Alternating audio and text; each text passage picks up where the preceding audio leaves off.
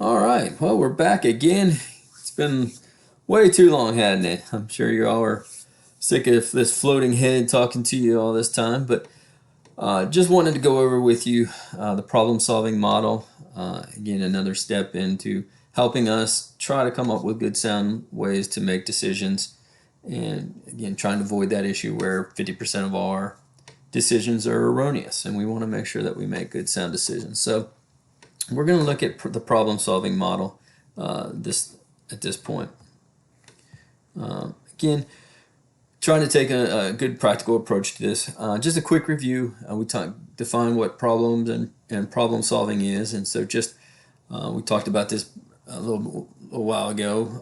Problem solving is the process of taking corrective action to meet objectives. So objectives are so important. When you look at problem solving decision making, we have to understand what our objectives are. What are we trying to accomplish?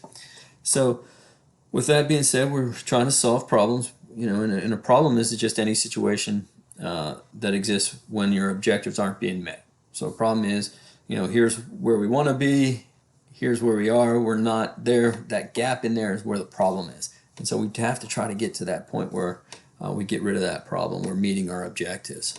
Okay?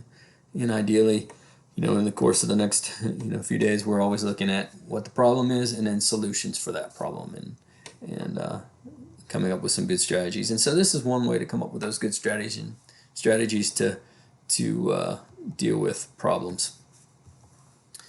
So the sixth kind of just a logical approach, kind of step-by-step approach that you can go through and use.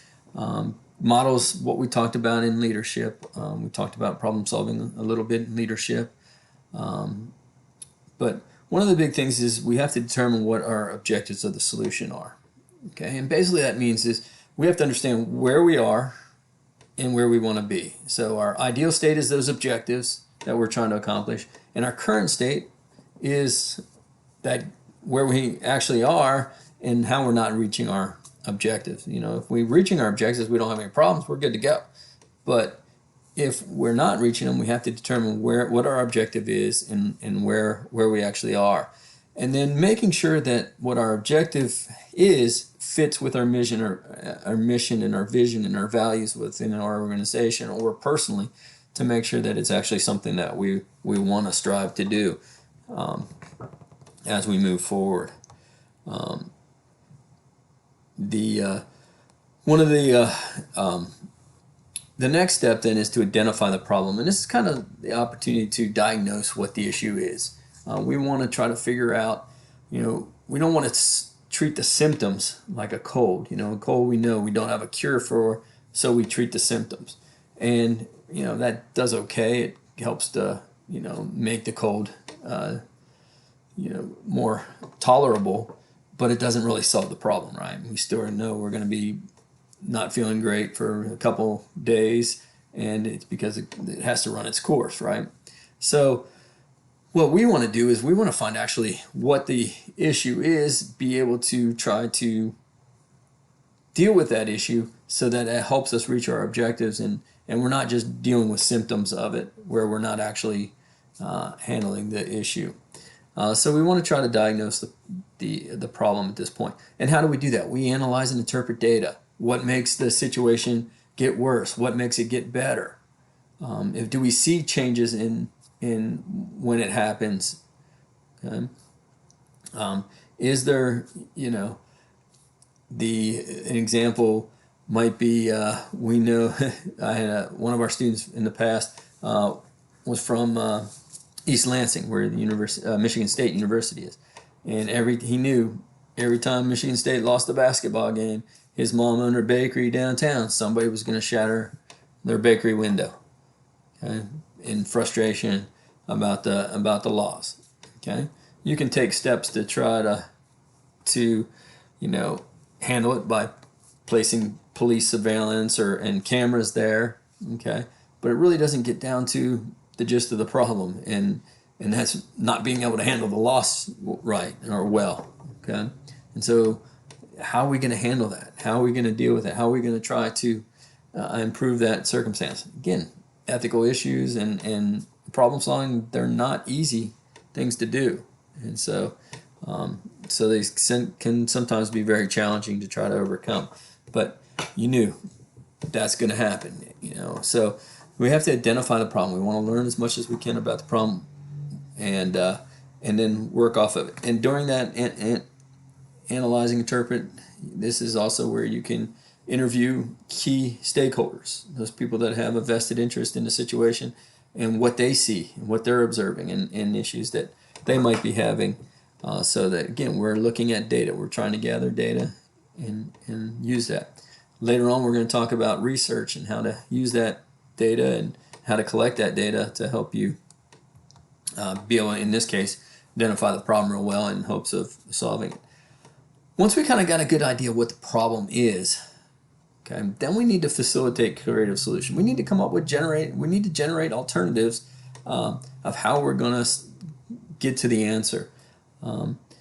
The reading I have for you lists a whole lot of different alternatives, really good choices.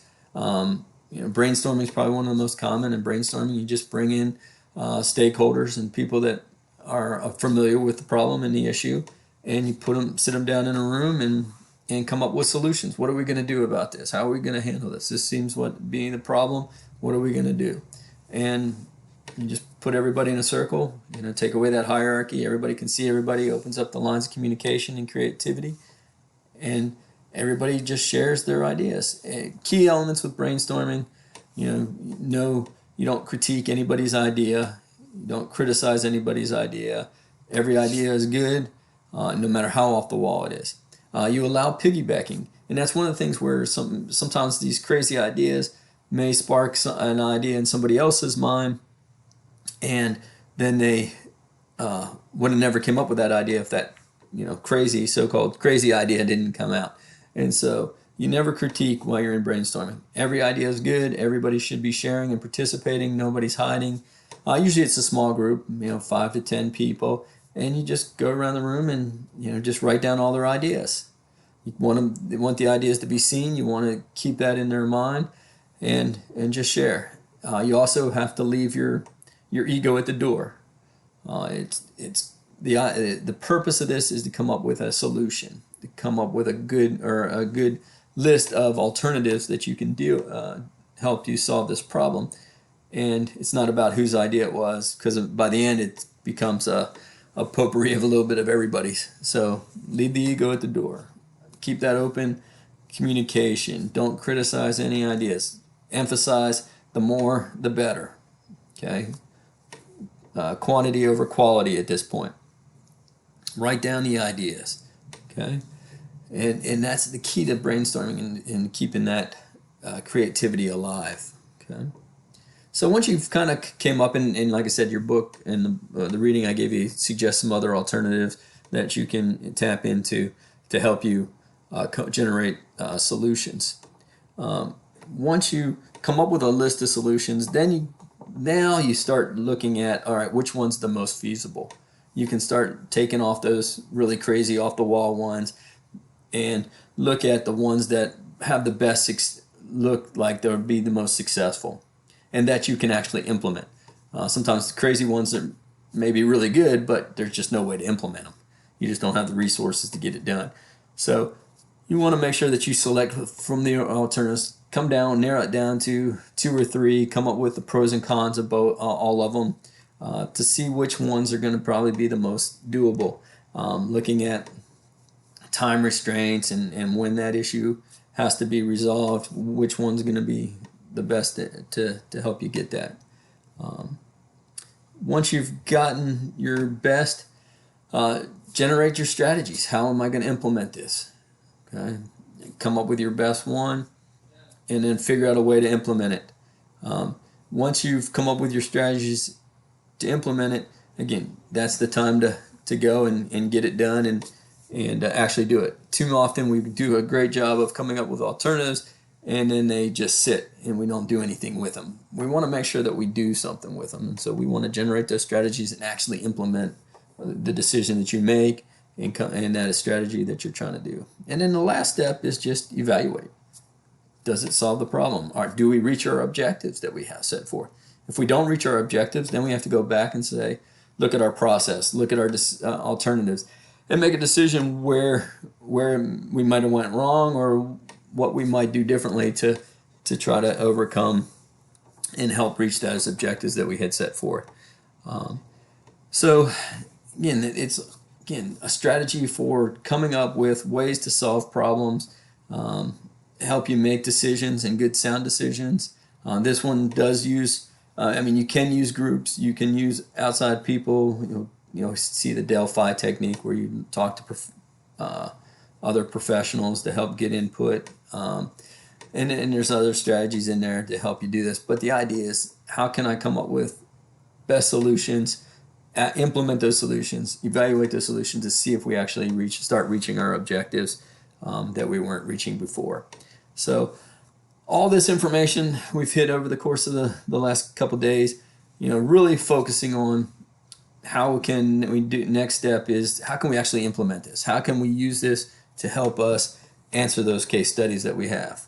And that'll be in the next video that I'll make, is just kind of giving you kind of a step-by-step so that you can help you start doing those case studies and be effective with those case studies. And your next step is the implementation of the problem-solving strategy. So you're going to do this on a kind of a mini case study to give you some practice on it, doing it before the real deal comes due. So again, any questions, make sure office hours on Wednesday at 10 a.m. and otherwise email or probably the best bet is just shoot me an email or wait till Wednesday and we can talk on Zoom.